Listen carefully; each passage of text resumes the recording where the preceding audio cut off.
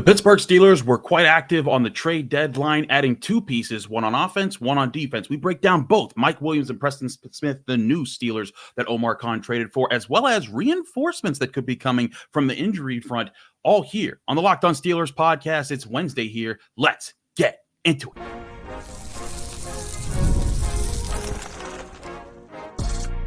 You are Locked On Steelers, your daily Pittsburgh Steelers podcast. Part of the Locked On Podcast Network, your team every day.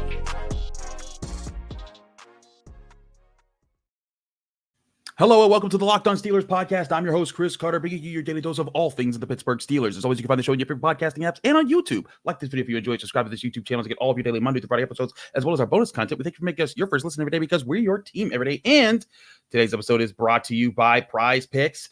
Prize Picks is daily fantasy made easy. Go to prizepicks.com/LockedOnNFL. Use code all lowercase LockedOnNFL to win $50 instantly when you play $5 at Prize Picks. More on them later. The reason I'm talking so fast is we got a lot to cover in this episode. Now, if you've been following me on YouTube, TikToks, Instagram, you saw my my shorts on the two trades, Mike Williams and Preston Smith, just instant reactions. This is where I'll give more full analysis. Now, we apologize. This show, I thought initially might have just been about one trade, and that would have been it. And I was planning to do my full grades afterwards. We were hoping to get Alan Saunders on, but with both trades being made on both sides of the ball, it kind of scrambled everything up for both of us. I'm going to make this whole episode about those two trades and the injuries the players the Steelers might be getting back this week, because that could be the main thing about this upcoming week, is that they could be getting a lot of reinforcements, which could be a big help to the Steelers. Likewise, Alan Saunders, I was waiting up for him, but the man's got a lot to do at SteelersNow.com. Go check out his work. He does great things. But let's talk about the first move, and that's to get wide receiver Mike Williams from the Jets. Now, it was well reported from Adam Schefter, Jordan Schultz, all the people around the country that the Steelers have been trying to get a wide receiver for some time. They were trying to get Christian Kirk. They were trying to get this guy. They're trying to get that guy. They were trying to get Mike Williams. But they ultimately weren't pulling it out, and for different reasons. One, Cooper Kupp was a target that they might have been interested in. He ended up, the Rams were like, nope, we're not trading him because we won a game, and now we're competitive. We might win the NFC West because everyone's either 4-5 or 5-4 there. Guys like Brandon Ayuk, who they didn't trade for, and that was just a move the Niners decided to keep. He's out for the season. But other guys like Christian Kirk, who I think was the big name that they were really waiting for, broke his collarbone. He's out for the season. So he's done. And so he's out of the equation. So the Steelers looking around, the rumor mill says they try to get Darius Slayton. The Giants wanted too much with him. So they trade a 5th round pick to get Mike Williams. Now, if you don't know who Mike Williams is, there might be some excitement because this is a former 7th overall pick in the first round in 2017. But he's highly underperformed his 7th overall pick as a guy. And this is a guy I watched at Clemson. I thought he was phenomenal in college. I thought that he would translate well in the NFL. He did not. He was rarely consistent, if ever consistent. He has 2 1,000-yard seasons under his belt. I believe this is his 8th year in the league. But he's a bigger-bodied wide receiver. At 6'4", 218, still can run down the field. Does have some knee injuries that he has to worry about. But I think the big thing here is that the structure of what he get, and we've talked about this with both Nick Farabaugh and Alan Saunders on the Locked On Steelers podcast for months now. The question was, what kind of receiver would the Steelers get to add to their offense? Because George Pickens is an outside guy who can play in the slot if you really want to. He could kind of line up anywhere. But the Steelers have multiple slot guys. Van Jefferson, really more of a stronger slot player. Calvin Austin, more of the faster slot player. Scotty Miller, more of the quicker slot player. So they have all these slot guys, and Van Jefferson and Calvin Austin can line up on the outside, but that's not their forte. Mike Williams is all about that. That is what he does. Now, he's not going to beat you with precise route running. That's not his MO, but he goes up and gets the football, which, as we know, that's what Russell Wilson likes to do. He likes to throw those calculated deep ball, those moon balls that he throws up high, comes down, and he hopes that his receivers come down with it. And he puts the ball in favorable spots for them to come down with it. We've seen George Pickens do that. That's what Mike Williams' MO is. And here's the thing. I don't think Mike Williams is a game breaker for the Steelers. Like, the Steelers aren't trading for that. And if you're thinking that he is, dispel that myth right now. That's just not going to happen. But what I do think Mike Williams, can bring to the Steelers offense is a bigger player who can get down the field, be the vertical threat, and make the occasional contested catch that can move drives in tough situations. And if he can do that, that's depth that the Steelers can add to their roster, that they can move around. And now they can play a little bit more with formations. It allows them to kind of put defenses in situations. All right, who are you going to cover? You're going to shade to pick inside. Guess what? If you leave one-on-one with Mike Williams, he's a bigger guy, and if you have a smaller corner, not a lot of corners, I don't know too many corners that are 6'4". I don't know if any corners are really 6'4". But if you have a smaller corner on him, and that's your number 2 guy, you might be able to get a good jump ball situation with him. And if he pulls that down, great. And again, doesn't mean it's always going to happen. Doesn't mean it's an immediate fix. But this is the answer for depth that the Steelers were looking for. And if you've been listening to the Locked On Steelers podcast, as I hope you have been, or watching it on YouTube, you've known that I've been saying, like, hey, I don't know if they need to go out and make this blockbuster trade for a wide receiver, but this was more of the compensation I was talking about here. A 5th-round pick, when they have 2 5th-round picks, that's more up the alley of what the Steelers are looking at here. And I think that them getting a guy like this shows, hey, they believe in the structure of their offense. They believe that their offensive line is going to continue to get better. They believe that Russell Wilson's going to get more in sync with this offense. George Pickens going to find that synchronization with him.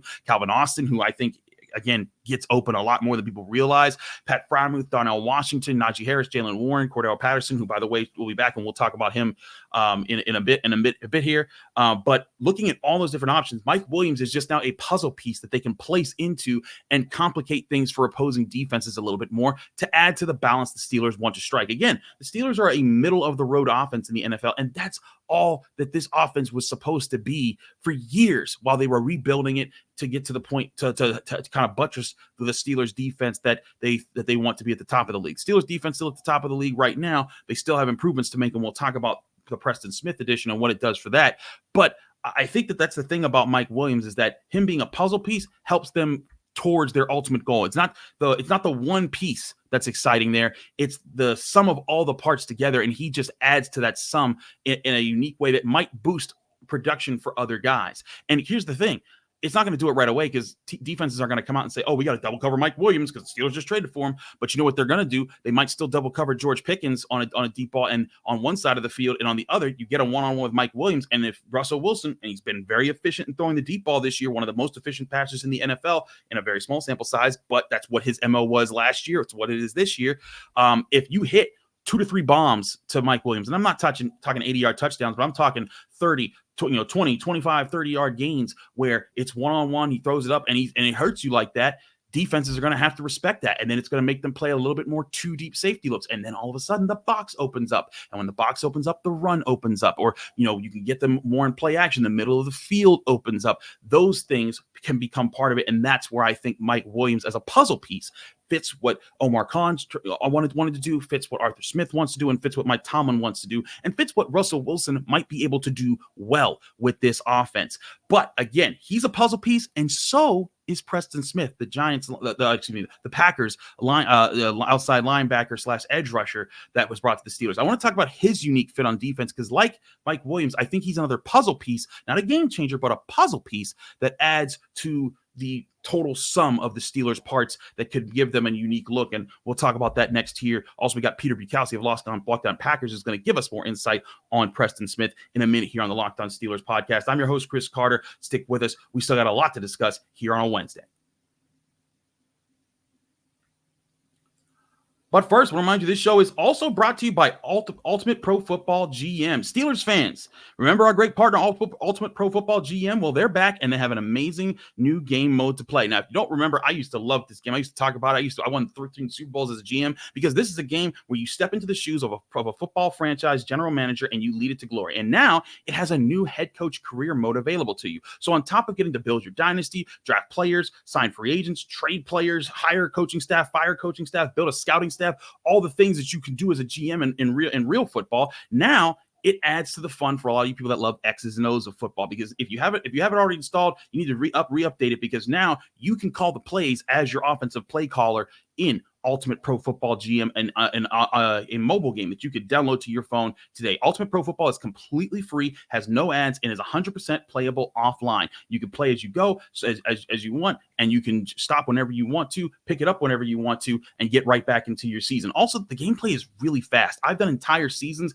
in like 10 to 15 minutes because it's so fast, but it allows you to develop your players, get your superstar quarterbacks, and then trade them away, get big assets. All that can be had fun with on Ultimate Pro Football GM. And here's a special offer for the Locked On fans out there. Use promo code Locked On NFL, all caps, and inside the game store, and you'll receive a free boost to your franchise. Just make sure to get it, as this perk will jumpstart your play and give you the advantage you'll want in creating a dynasty. To download the game, visit ultimate-gm.com or look it up in app stores. That's ultimate-gm.com. ultimatefootballgm.com. Ultimate Football GM. Start your dynasty today.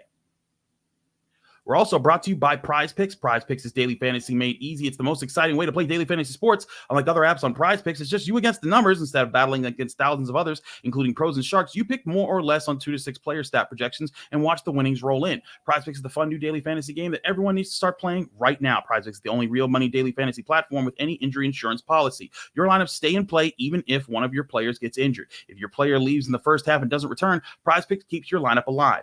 And now on Prize Picks, you can win up to 100 times your money with as little as making 4 correct picks. Prize Picks includes NFL, NBA, MLB, NHL, college sports, and so much more. Download the Prize Picks app or go to prizepicks.com to sign up and play daily fantasy sports. That's prizepicks.com/LockedOnNFL. Use code LockedOnNFL and you get $50 instantly when you play just $5. That's code LockedOnNFL to receive a $50 bonus for just playing $5. Prize Picks. Run your game.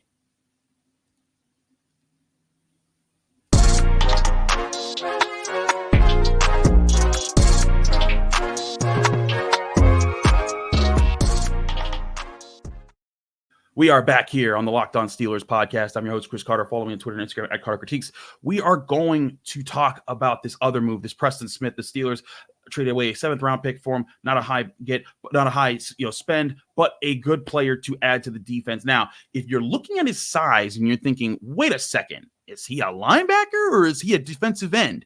My answer is yes, because he kind of does both. But in the Steelers system, I think he will be purely an edge rusher, more of like a big edge rusher. He is 6'5", 265. He's a former 2nd round pick by Washington. He's been with the Packers. He's actually signed a pretty decent deal with them. But he is sort of that big edge rusher that they'll line up at outside linebacker, probably in more their four-man down sets, like shot when they're in dime or nickel. And he can be an edge rusher depth piece and a puzzle piece, much like Mike Williams is on offense. Now, I think what they're trying to do here, what Omar Khan is trying to get here, and it's funny because people saw this move and they're like, why they get another edge rusher? Mike Tomlin said something very interesting during the Tuesday press conference, and I didn't have time to clip it up because I've been busy writing Pitt and doing all the trade stuff and getting other things done for the Post-Gazette. We'll have a show with Wade Fittipaldo to later today as well on the Post-Gazette's North Shore Drive podcast. Go check that out. But looking at Preston Smith and what he brings, he is that 4th piece to the edge rusher room that the Steelers thought they could get out of Marcus Golden. I actually think he's better than Marcus Golden for what he brings to the table because of his size.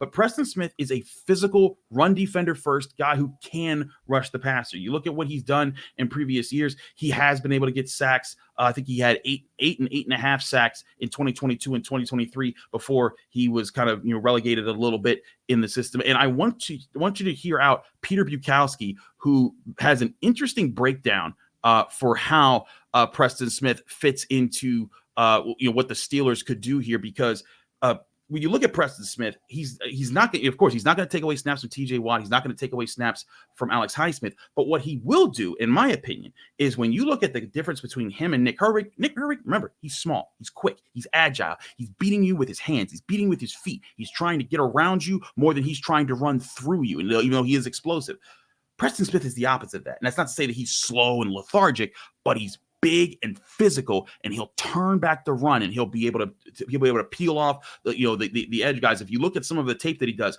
when he's blocked, when a tight end tries to block him, good luck to you. When an offensive tackle tries to block him, it better be a good offensive tackle because he's a big fella. And the thing is about him is he's your 4th guy. He's a rotational guy. You're not asking him to go out there and start. You're not asking him out there to take away big snaps from Alex Highsmith. You're saying, hey, be the guy that gives the breather to Alex Highsmith, to TJ Watt. And then here's the thing. When you have Herbig and Preston Smith, like we were saying with Mike Williams, those are chess pieces now, because now you can throw. We talked about how last week coming out of the Giants game that Preston Smith, how Alex Highsmith and TJ Watt started to rotate sides just a little bit, and the challenges that it gave the Giants, and it led to TJ Watt's strip sack because he was left one-on-one on that side. Now you have a quick guy, a fast guy that comes off the bench, and a big, strong guy. And now you can flip those guys around and further confuse guys. But listen to Peter Bukowski. He does a great job covering the Packers for Locked On Packers. He has some thoughts on Preston Smith.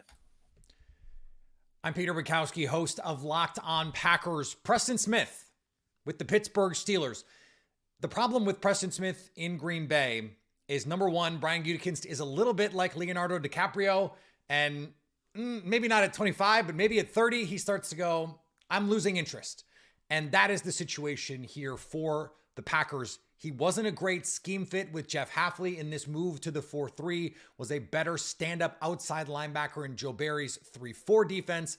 If you're a Packers fan and you're in the know, you'll know that the joke is that he was also one of the Packers' best cornerbacks because he famously got locked up with Devontae Adams, with Justin Jefferson, in some unfortunate coverage situations with Joe Barry. This move was something we saw coming over the last few weeks when his playing time was well down, even though he was the stated and technical starter, didn't even play 50% of snaps against the Lions. His playing time has been cut down each of the last 2 weeks, 3 weeks, as I think this was where we were headed. He's still a player who I think can be a situational player for a team like the Pittsburgh Steelers, who is not going to need him to play every snap, who can give them some nice pass rush, who can take the pressure off of TJ Watt and give them another look. He's a big, long, physical player. And I didn't want to lead with this, though maybe it's the most important thing. This is a locker room ace. He is going to be a leader in that locker room from the jump, someone who has been in big playoff games, has been part of a really good organization with a really good coaching staff in Green Bay. He is going to know right away what the standard is and come in and play to it, hold guys accountable, and be a part of the winning culture already established with the Pittsburgh Steelers. I thought when I heard that the Packers were taking calls on Preston Smith, that it made sense for a team that needed a culture infusion to get him. Someone like, could they go get Jadeveon Clowney and swap them? Just be a locker room presence in a way that maybe Clowney isn't for the Carolina Panthers. I don't know. I'm not in that locker room. This is the perfect fit as well because it's someone who you know is going to come in and be that guy for you right away. Do I think it changes everything about this defense? No, not at all. But it is insurance, and you can never have too much pass rush. I think this is just a Packers team. They wanted to get more snaps for Lucas Van Ness. And again, Van Ness is a better fit for how this Packers defense wants to play than Preston Smith was. Plus, he's a part of the future of this team, and Preston Smith probably wasn't going to be.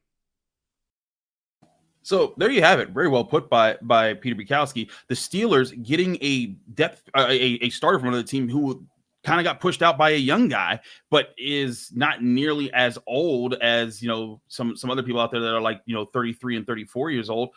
Preston Smith, 30, he'll turn 32 in just a couple of weeks.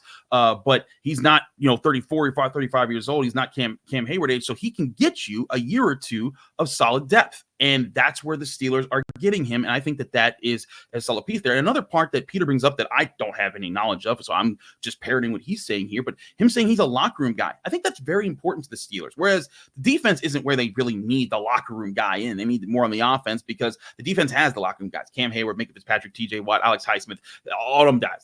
They're locker room dudes. They got the culture. But he adds in another guy that can just simply be the depth, a supporter, a sort of a sergeant, if you will, a guy that can lead the soldiers, but not from the front. You need guys like that. And I think that's where him coming in, being a guy that fits into the culture really well, being a guy that's physical and helps with the run defense, which is something they need help with. And if you look back, I truly think a lot of the problems the Steelers have come up against the run is when they run away from TJ Watt when Alex Highsmith is not on the field, or run away from Alex Highsmith when TJ Watt is not on the field. And I think that's been part of the problem. You can even go back to, I think it was the Colts game, I think it was, when Nick Herbig was getting caught unawares at times. And I think he's erased some of those mistakes in the run game. But Preston Smith is going to bring the experience, the know-how, the physicality to not make those mistakes. And now when Watt and Highsmith are off the field, you're not sweating as much with Jeremiah Moon out there. And that's no shade to Jeremiah Moon. He's a good practice squad player, but Preston Smith ain't a practice squad player that you're hoping plays better. He's a veteran who's coming in, knows what he's have to do. You say, hey,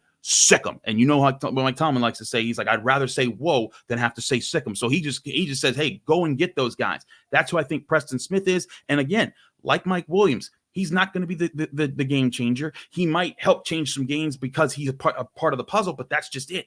It's all about the bigger picture, the bigger puzzle that the Steelers are putting together on both sides of the ball. They had the number 2 scoring defense coming into their bye week, and granted, that defense got weaknesses that they need to shore up, and we've talked about on this show. But adding a depth piece up front in the edge rusher, it helps give them some more support in an area where we were starting to wonder, are they getting a little weak there in the run? Now, maybe they'll be a little bit better. We'll talk about why more reinforcements could be on the way, just simply that are on the roster. Mike Tomlin talked about that on Tuesday. We'll talk about that next here on the Locked On Steelers podcast. I'm your host, Chris Carter. Stick with us. We'll be right back.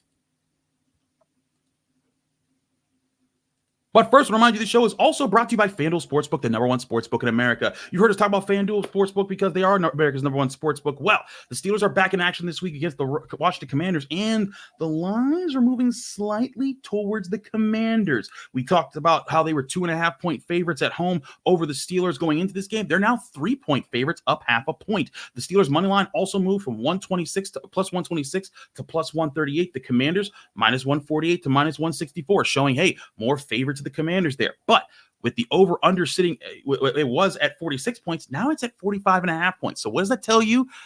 FanDuel likes the addition of Marshawn Lattimore, which is a big move by the Commanders to add to their secondary. We'll see how that plays into the game. But hey, make all your bets on the Steelers and on everybody, whether it's NFL, NBA, college football, college basketball, anywhere. It's on FanDuel Sportsbook, the number 1 sportsbook in America. And you can get started today with $150 in bonus bets if you win your first $5 bet today. That's $150 in free bets that you can make if you're a new customer and you just hit on your first $5 bet. Only on FanDuel.com. Visit FanDuel.com to download America's number 1 sportsbook.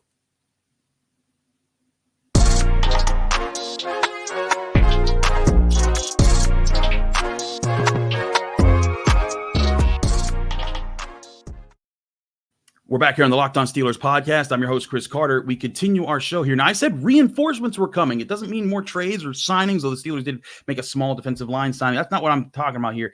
I'm going to talk about the players that Mike Tomlin said they're leaving the light on for this week, and I think some of them have better chances than others. Now, Zach Frazier, we've gotten a sense of, was coming back after the bye. That was always the plan. He's one of those guys. Nick Farabaugh tweeted out a video of him, I think, practicing on Monday without pads or so. Maybe he had a little bit of pads on, but he's looking like he's getting back into full action. I expect him. But check out the other names on this list. Not just Zach Frazier, Nick Herbig, Cordell Patterson, Cory Trice, Tyler Matakevich. Now, Tyler Matakevich, another special teams depth player, not a game changer there, but, a piece there. But Cory Trice and Nick Herbig and Cordell Patterson, those are 3, I think, really important names that could also really add to the Steelers' puzzle. Cory Trice had an interception earlier this year, was looking really strong, looked like that preferred cornerback that you want coming off the bench rather than James Pierre. And if Cory Trice comes back soon, doesn't mean he's guaranteed to come back this week.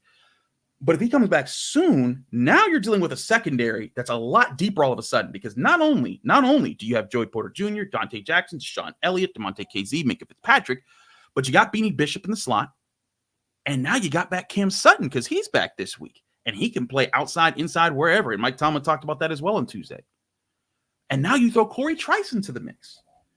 And Cory Trice is a guy who can line up on the outside. And part of me wondered, would they want to test putting Cameron Sutton on the outside, because he's done that so well for the Steelers in a sort of, not being the number 1 corner type of role guy.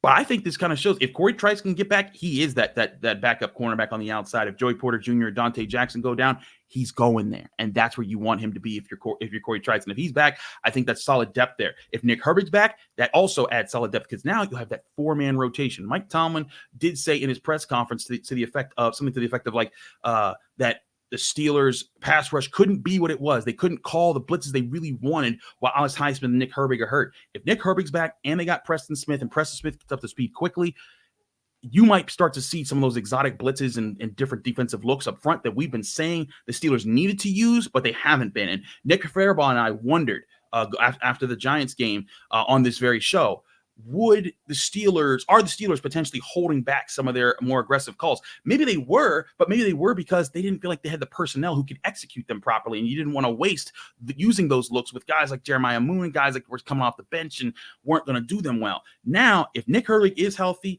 and Preston Smith is active, and you got a healthy Highsmith and a healthy Watt, now you can start to use those things. Now you can afford to put some of those packages where Herbig's on the field with Watt and Highsmith, because before people were saying that, and I'm like, I don't know, guys, because that's a little tough because you don't want all three of them on at the same time. You need one of them to be rested to come on if one of the starting two come off. But now with the Preston Smith, I could see packages like that happening. I could see some more exotic blitz where maybe you say Nick Herbig, go out there and you kind of float around between A, B, C guy. You just bounce around and they don't know where you're going. Or maybe you do that with Watt, or maybe you do that with Highsmith. But either way, it gives you that option at Preston Smith because, hey, if one of those guys needs a breather and you need to bring two of them off because you're going back to a normal set with two edge rushers, Preston Smith can go on, two guys can go off, and then you still have, one fresh dude, one guy that's more, I guess, less tired than the other two that they're going off, and you have a rotation. And I think, again, that adds to the puzzle pieces we've been talking about that the Steelers need to put together on defense. And again, the reinforcements that are coming, Zach Frazier boost this offensive line immensely. Ryan McCollum deserves a ton of credit for what he did for the Steelers while he was in for Zach Frazier. But Zach Frazier was pushing to another level. For me, he was grading as the best offensive lineman on the team. I apologize again for those who wanted my midterm grades. It's just there's so much to talk about. I didn't have time to I have all the grades tallied. I had to create like slides and stuff, and I was creating those slides yesterday, and then the trade started coming, and I was like, I got to watch film on these guys. I don't have time to do all that if I'm going to put together a coherent show on these additions. So what I will tell you though is Zach Frazier has graded very highly for the Steelers when he's played. And if he's healthy again, he makes a huge difference at center. Ryan McCollum could hold it down at center, but I think Zach Frazier, he's going to become more dominant at center. And that's going to really help the run game get going, especially now because Isaac Seumalo's back and he's been really strong in the last couple games. And Mason McCormick's getting better. Now will Broderick Jones get better? We'll see. He's been struggling. He's been my lowest graded offensive lineman of the year so far, but Dan Moore's been solid. Now you got something there. And if Cordero Patterson's back, now you're back to having all three of your running backs, and you can use them in different looks. And again, puzzle pieces, chess pieces, move things here, make defenses honor different things that they're not prepared for. I think that's what's coming for this Steelers team. Now, is it going to work right away? I'm not saying it will. The Washington Commanders have been a good football team. We're going to break that down with David Harrison of Locked On Commanders tomorrow for the Crossover Thursday episode. But with all that being said, I do think that the Steelers benefit from the things that have happened on the trade deadline, both the players that are supposedly coming back from injury and with the two pieces that they added. Again, not that these two pieces are game changers and those are the huge players that are going to change everything about this team, but they are small pieces that add to a bigger machine and can help it move more efficiently. And hey, the machine moved pretty efficiently getting to 6-2 this year. And as I've stated, a lot of people were doom and glooming the second half of the season because the AFC North's coming. They just can't beat the AFC North. The Browns are trading away their season. Amari Cooper's gone. Darius Smith's gone. Jameis Winston looked bad last week, like I said he would after his five passes that should have been intercepted but were dropped by the Ravens. He looked bad again. The Browns, I think, are cooked. The Steelers can handle that team. That doesn't guarantee they will because they're still a division team, but that's a team the Steelers can absolutely and should absolutely beat. The Bengals, I'm still not convinced that they're back because their defense is so bad. And I still think that's a team the Steelers need to go in and at least split with, maybe even sweep. But the Ravens, that's where I think a lot of this is going to come down to still. And you still got the Eagles, you still got the Chiefs and the Commanders. Those are three tough non-divisional games. But I think the Browns and the Bengals aren't as impossible as they looked before. And you've had a good record against the Ravens the last 4 years, going 7-1. There is a real path to 12 wins this season. And I say that even more confidently than I said at the beginning of the season when I think I can see 11, maybe 12 wins.